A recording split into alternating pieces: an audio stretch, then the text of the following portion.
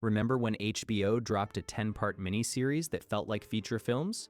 Damian Lewis as Winters, those haunting veteran interviews, and Bastogne's frozen foxholes hide a production built on impossible ambition. Today we're counting down 20 weird facts you never knew about Band of Brothers. Number 20. Every episode of Band of Brothers opens the same way. Michael Kamen's strings swell, sepia-toned title cards roll, and not a single actor's name appears over a face. You watch the whole cold open and still have no idea who played whom. That was not an accident. Steven Spielberg and Tom Hanks deliberately stripped actor names from the opening title sequence, so no face would feel more important than any other. Credits appear only at each episode's end, never the beginning. The real veterans speaking in the cold opens are not identified by name until the final episode. Points. A structural decision made after documentarian Mark Cowan's interview footage arrived, and the producers realized what they had. Showrunner Eric Jendresen told the Television Academy this was Hanks's idea, implemented to force audiences to experience easy company as a unit rather than a collection of stars. When you cannot identify who is playing whom, you cannot rank the characters. You can only follow the story. Think about what that costs. This was a $125 million production with future A-listers in every frame, and the people running it chose to hide their cast list until the credits rolled. It worked in a way that almost no network decision ever works. The final episode name reveal, where each veteran's face is finally matched to their real identity, became one of television's most emotional payoffs. But if the cast was supposed to stay anonymous, how did one of the most famous television actors on Earth end up front and center in episode 1? Number 19. Here is the casting decision that could have broken everything. When Band of Brothers filmed in 1999 and 2000, Friends was the biggest sitcom on television. David Schwimmer was at the absolute peak of that fame. And the one household name in the entire Band of Brothers ensemble was cast as the loathed Captain Herbert Sobel. Casting director Meg Lieberman told CNN that the ensemble was deliberately stocked with unknowns, so audiences would not see a familiar face mid-foxhole. Schwimmer was the calculated exception. Placing the most recognizable cast member in the most disliked role was a deliberate choice.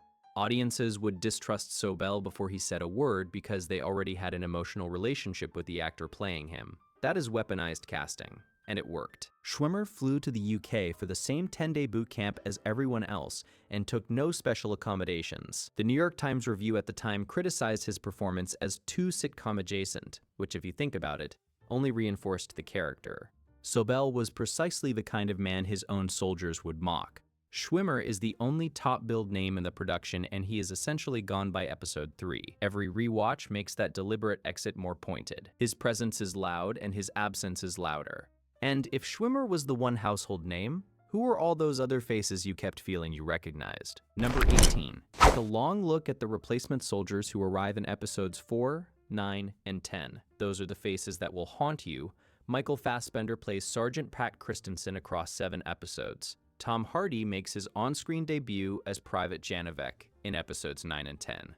James McAvoy appears as Private Miller. Andrew Scott, Simon Pegg, Dominic Cooper, Stephen Graham, and Jimmy Fallon are all present, before any of them were famous. Meg Lieberman's UK co-casting team held auditions in basement rooms across London in parallel rounds with the American search. Spielberg reportedly reshot his own internal casting sessions because the static quality of early tapes bothered him. The production was determined to find the right faces even in rooms that were, by all accounts, about as glamorous as a utility closet in Soho. Lieberman told CNN she actively opposed the Jimmy Fallon inclusion, calling it a miscalculation. Norman Reedus and Peter Sarsgaard both auditioned without being cast.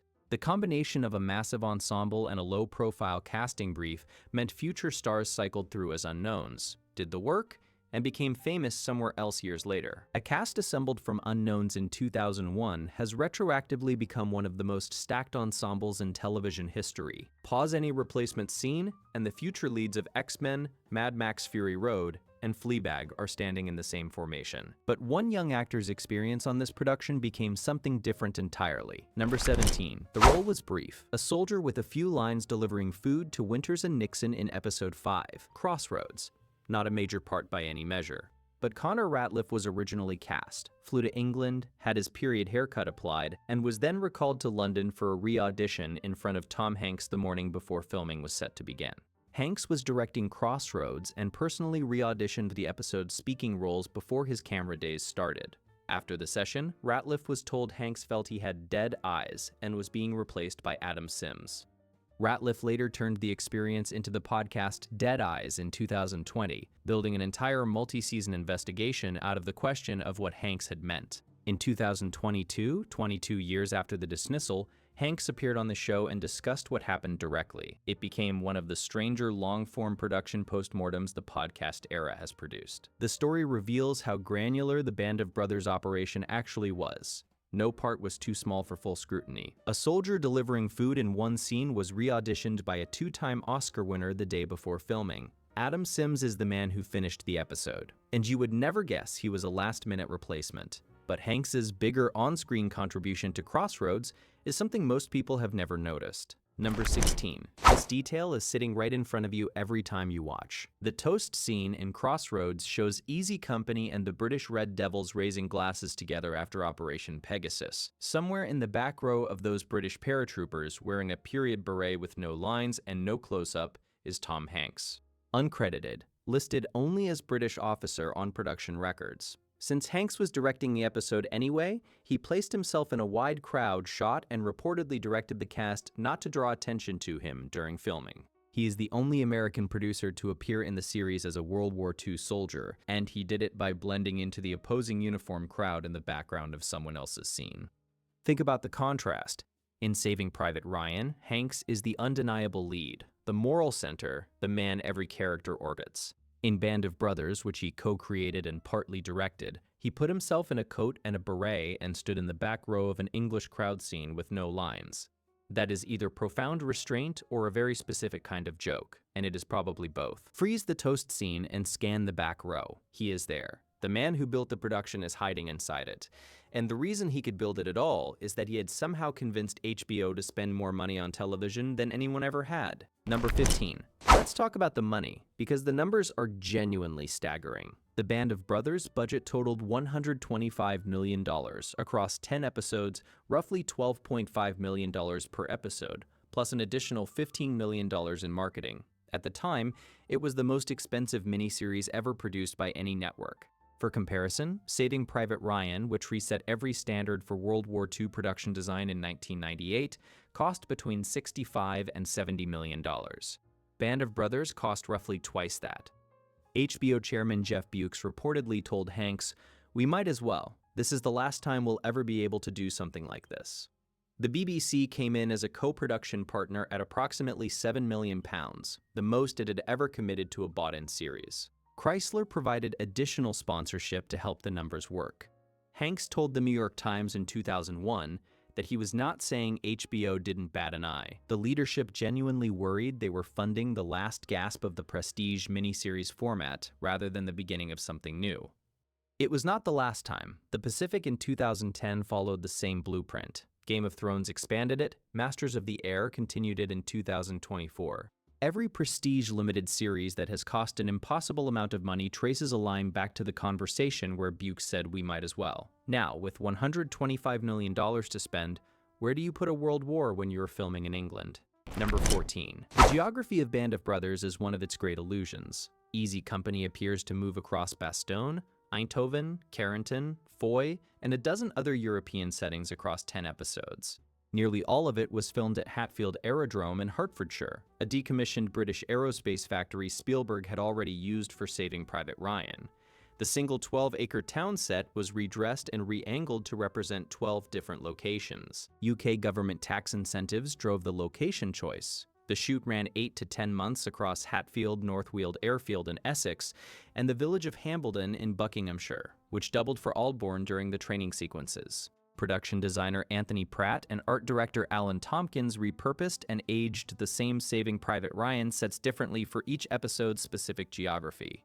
Hatfield Aerodrome is the secret physical heart of two of the greatest American World War II productions ever made. The same buildings held both shoots. Nobody watching either one ever registered that the same backgrounds kept reappearing with different signage and fresh paint. That is the practical magic of a great art department working with a proper budget.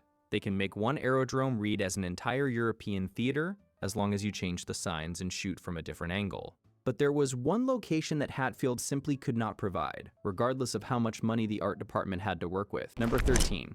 Bastogne is regularly voted the series' favorite episode. Doc Rowe moving through snow-blanketed trees, artillery bursts cracking branches overhead, soldiers half buried in frozen foxholes. It is one of the most atmospheric hours in television history, and the entire forest is fake. It was built inside an airplane hangar. The art department constructed approximately 250 artificial trees from fiberglass, hemp, latex, and foam with cardboard tube cores, assembled inside a Hatfield hangar and covered with fabricated snow.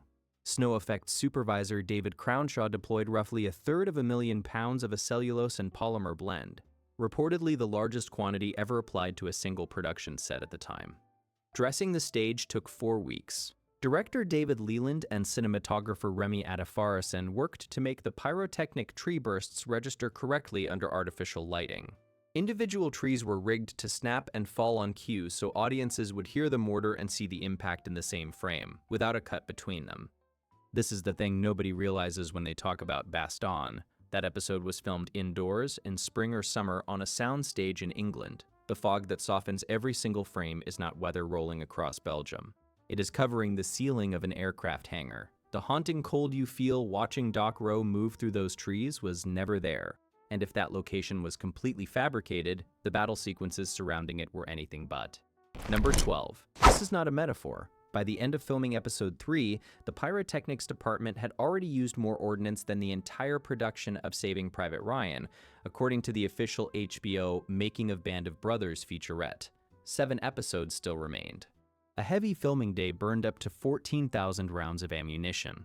Weapons master Simon Atherton sourced 700 authentic World War II weapons and corresponded directly with veterans to match specific firearms to specific scenes. A Soviet T-34 tank repurposed from Saving Private Ryan was modified to read as a German Tiger. The production constructed 5 additional vehicles and rented 4 more. The armory also held 400 rubber prop guns for training sequences where nothing needed to actually fire, but everything had to look period correct. This is why every battle sequence in Band of Brothers feels like a feature film, because on a per-explosion basis, it was budgeted like one. The production did not fake its way through the action and fill in the gaps with visual effects in post. They built the equipment, loaded the charges, and detonated them on location in an English field. Almost every explosion in the series is a practical pyrotechnic effect, knowing that changes how you watch the attack sequences. Those are not digital fireballs. That is Simon Atherton's crew setting off real charges at 6 in the morning. With that much hardware on set, the cast had better have known what they were doing, and one particular consultant made sure of it. Number 11. Before a single camera rolled, 40 cast members were sent to a 10-day boot camp at Longmoor Military Camp in Hampshire, under retired USMC Captain Dale Dye, who had run the same program for Saving Private Ryan's cast. Dye also plays Colonel Robert Saint in the series itself. That is the kind of production where the drill instructor is also in the show. The daily schedule ran 18 hours. Mornings started with 5-mile runs at 6 in the morning. Nights involved 2-hour sleep cycles followed by guard duty rotations. The boots were period correct and described by multiple actors as physically punishing. Phones were banned. Modern slang was banned. Every actor was addressed only by their Easy Company character name throughout the entire 10 days. The program culminated in parachute training at AF Bryce Norton. Scott Grimes later recalled that some cast members cried themselves to sleep the first night. Rick Gomez's initial reaction on arrival, which he described in interviews, conveyed complete disbelief at what he had agreed to. Ron Livingston filmed a personal video diary that was later released as a DVD bonus feature. The on-screen camaraderie between men who appear to have genuinely served together reads as real because the actors genuinely suffered together before any camera appeared. Watch how each actor handles their M1 Garand throughout the series. The grip, the muscle memory, and the tactical instincts were all drilled in before the first day of principal photography. All right, we're at the halfway mark and things are about to get even wilder. Before we hit the top 10, I want to hear from you what's your favorite Band of Brothers moment. Drop it in the comments. Smash that like button and subscribe if you haven't already. It really does help the channel grow. Number 10. Here is one of the most persistent misconceptions about the show. Ask most viewers who directed Band of Brothers and they will say Steven Spielberg. The answer is, not exactly. Spielberg served as the production's final creative authority in post-production and executive produced the entire series. but he did not direct a single episode. The pilot, Currahee, was directed by Phil Alden Robinson, the filmmaker behind Field of Dreams and Sneakers. Directing duties across all 10 episodes were distributed among 8 directors. Richard Loncrane directed Day of Days. Mikhail Salomon directed episodes 3 and 10. David Nutter directed Replacements. Tom Hanks directed Crossroads. David Leland directed Bastogne. David Frankel directed The Breaking Point and Why We Fight. Tony To directed The Last Patrol. Cinematographers Remy Adefarasin and Joel J. Ransom rotated across episodes to maintain visual consistency while the directors changed. The entire directing ensemble received a collective Emmy Award in 2002, unusual for a series and reflective of how deliberately the production treated each episode as its own autonomous chapter. This multi-director model, in which each episode goes to a filmmaker with feature credentials while a shared visual language holds everything together, became the template for The Pacific, Game of Thrones, and most subsequent Prestige Limited series. Band of Brothers did not borrow that structure from an existing playbook. It built the playbook, and one of those 8 directors delivered the series' most devastating hour from a background nobody would have predicted. Number 9. Episode 9, Why We Fight, is where Easy Company stumbles onto the Kaffering subcamp of Dachau. The gates, the silence, the faces. It is one of the most harrowing hours in television history. That episode, along with The Breaking Point in episode 7, was directed by David Frankel, who later made The Devil Wears Prada and Marley and Me. Writer John Orloff and Frankel reconstructed Kaffering Lager IV inside England using historical photographs provided by German Holocaust researcher Anton Posset, who consulted throughout the production. Actor Ross McCall, who played Liebgott, said in a 2021 HBO podcast that 5 additional minutes of concentration camp footage were cut for being beyond what HBO was prepared to broadcast. Frankel and cinematographer Remy Adefarasin scored the discovery sequence with near-total silence. No music, no cutting away. The camera holds on the faces of Easy Company's men, and then on the faces of the people behind the fence. The discomfort that silence creates is structural, not accidental. This is one of the more remarkable creative facts in the series. The episode, universally cited as its most powerful, was directed by a filmmaker whose public reputation now rests largely on fashion satire and a talking dog. The craft does not care about reputation. What Frankel built in those 2 episodes is as precisely controlled as anything in the run. For the real veterans who watched it play out, even being near the production was more than some of them could handle. Number 8. Major Richard Winters visited the Band of Brothers UK production during filming. Actor Matthew Leach has recounted what happened when Winters opened the back of a truck full of cast members in period uniform. Winters went pale, stepped back, and left, reportedly saying it was like looking at a truck full of ghosts. He flew home shortly after. Damian Lewis, who played Winters across all 10 episodes, never met him before or during production. Their only pre-shoot contact was by telephone from boot camp in Hampshire. Lewis later visited Winters at his home in Hershey, Pennsylvania, after the series wrapped, as he recounted in his preface to Larry Alexander's 2004 book, Biggest Brother. After the premiere, Winters told Hanks he felt the production had gotten perhaps 17% of the real experience right. Hanks reportedly responded that 17% was the goal all along. Showrunner Eric Jenderson, who had spoken with Winters extensively during development and served as the off-camera interviewer for his cold open segments, delivered the eulogy at Winters' January 2011 funeral at the invitation of his widow, Ethel. Lewis built a performance of a man he knew only by voice and through Stephen Ambrose's text. That performance is now what most audiences associate with the real Major Winters. Every scene with Lewis is a characterization assembled almost entirely from secondhand material, which makes the story of how he got the role even more improbable. Number 7. Casting director Meg Lieberman initially insisted the all-American hero had to be played by an actual American actor. Then 28-year-old Damian Lewis showed up. He went through 4 auditions in what he later described as a colorless basement in Soho before being flown first class to Los Angeles to meet Spielberg and Hanks. Spielberg had previously seen Lewis play Laertes opposite Ralph Fiennes' Hamlet on Broadway in 1995, which placed him on a very short list. By his 4th audition, Lewis had cycled through a Jimmy Stewart accent, a James Caan register from The Godfather, and variations in between, searching for what the room actually wanted. He was still working through the options when the Los Angeles meeting was scheduled. Per Lewis's own published diary, he arrived at that final meeting still affected from the previous night, having celebrated prematurely after feeling good about his last session. He described the morning as involving 3 cold showers and several coffees before walking in still shaking. He got the role anyway. Liberman later told CNN he just felt like a leader. He felt like the guy that these men would follow. Lewis's particular consonant softening in certain scenes is a British actor holding an American regional accent across 10 full hours. It only becomes audible once you are specifically listening for it. And Lewis was not the only person in the cast carrying more responsibility than audiences understood. Number 6. Every episode of Band of Brothers opens with elderly men sitting in unadorned settings, speaking slowly. Their voices crack. They pause. They look off camera. Most viewers assume these are actors playing veterans in a framing device designed to add gravity. They are not actors. Those are the real Easy Company survivors, among them Dick Winters, Bill Guarnere, Frank Perconte, Ed Heffron, Don Malarkey, and Carwood Lipton, filmed by documentarian Mark Cowan for the companion documentary We Stand Alone Together. Not one veteran is identified by name until the final episode. Points.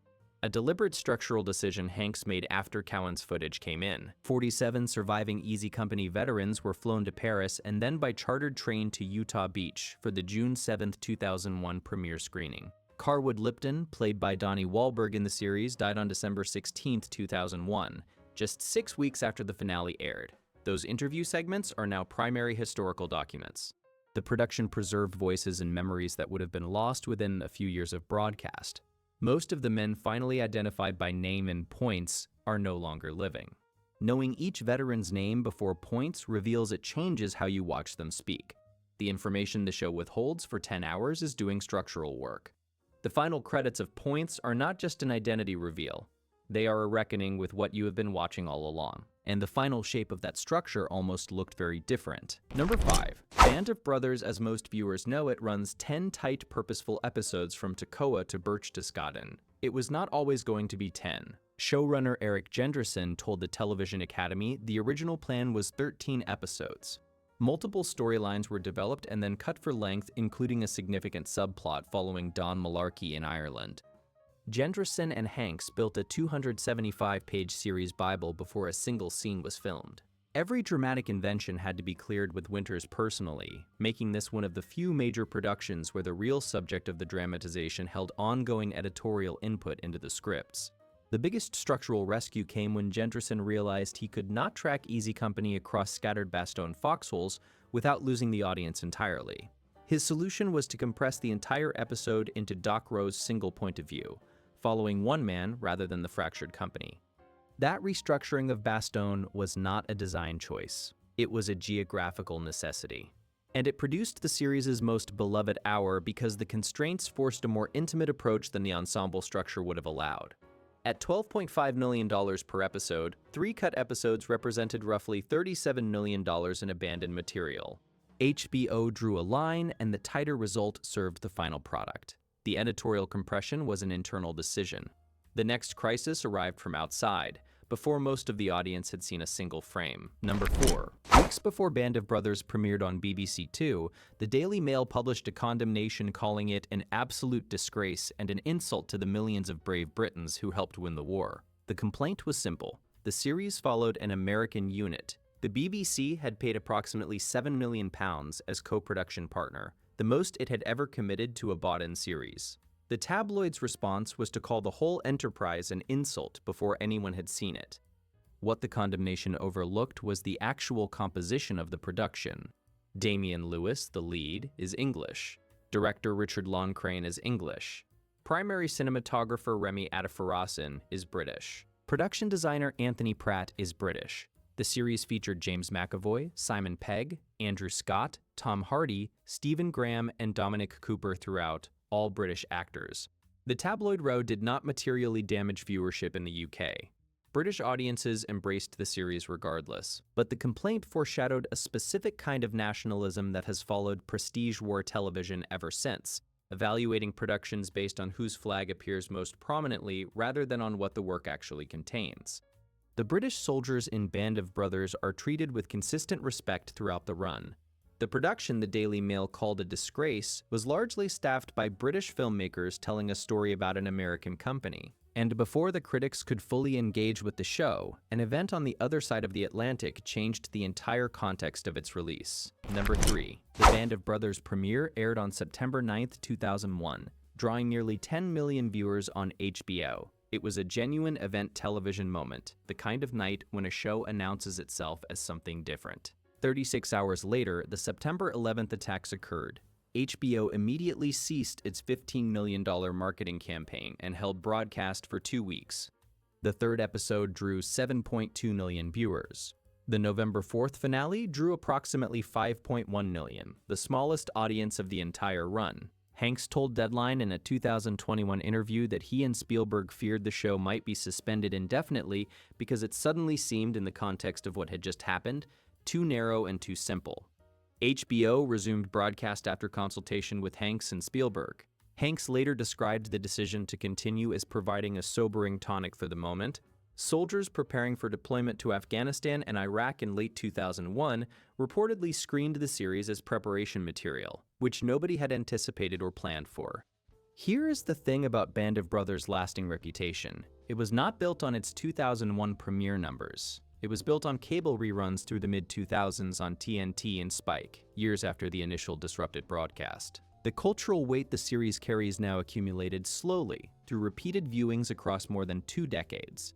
The premiere is a television artifact from a specific historical moment, a show about American soldiers that aired 2 days before America went to war again. Number 2. At the 54th Primetime Emmy Awards on September 22, 2002, Band of Brothers was nominated for 20 Emmys and won 7, including Outstanding Miniseries and Outstanding Directing, awarded collectively to all 8 episode directors. When Steven Spielberg accepted Outstanding Miniseries, he said, "We didn't just win this. The men of Easy Company won this in 1944. Then he invited the real Major Dick Winters to come to the stage and speak on behalf of Easy Company in front of the Shrine Auditorium audience. Think about what that moment contains. Damian Lewis had played Winters for 10 hours on screen. The real Winters then walked onto the same Emmy stage and addressed the industry that had dramatized his life.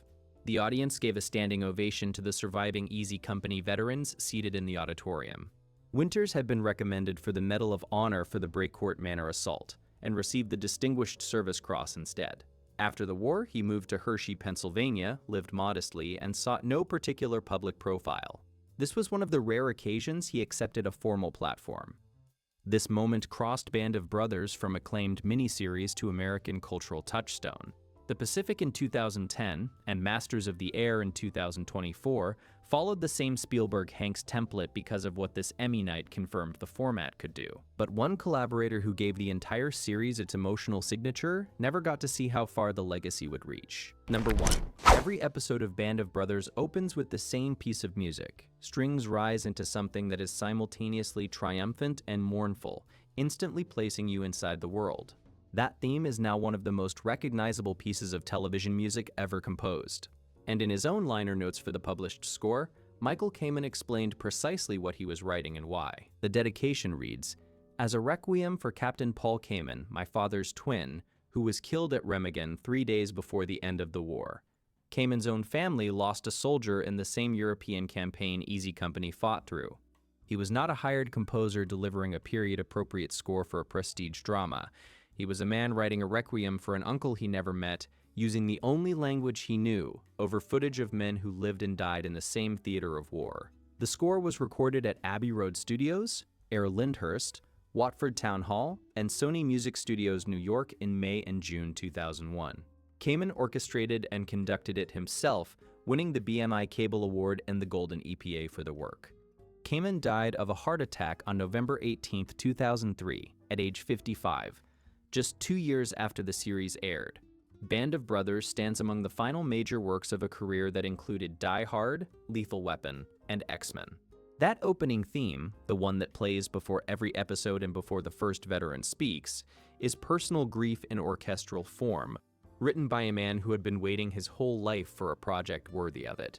Band of Brothers was not guaranteed to work. The budget nearly paralyzed HBO. 9/11 disrupted the broadcast before most of America had seen it. The lead was a hungover British actor who had never played an American at this scale. The Bastogne forest was built in a hangar. The explosives outpaced an entire feature film by episode 3. The most powerful hour was directed by the man who later made Marley and Me. Dick Winters is gone. Carwood Lipton is gone. Michael Kamen is gone. But the 10 hours they all helped build still hold. If this video surprised you, drop your favorite fact in the comments. Like, subscribe, and share this with someone who loves this show as much as you do. And as always, we stand alone together. We'll see you next time.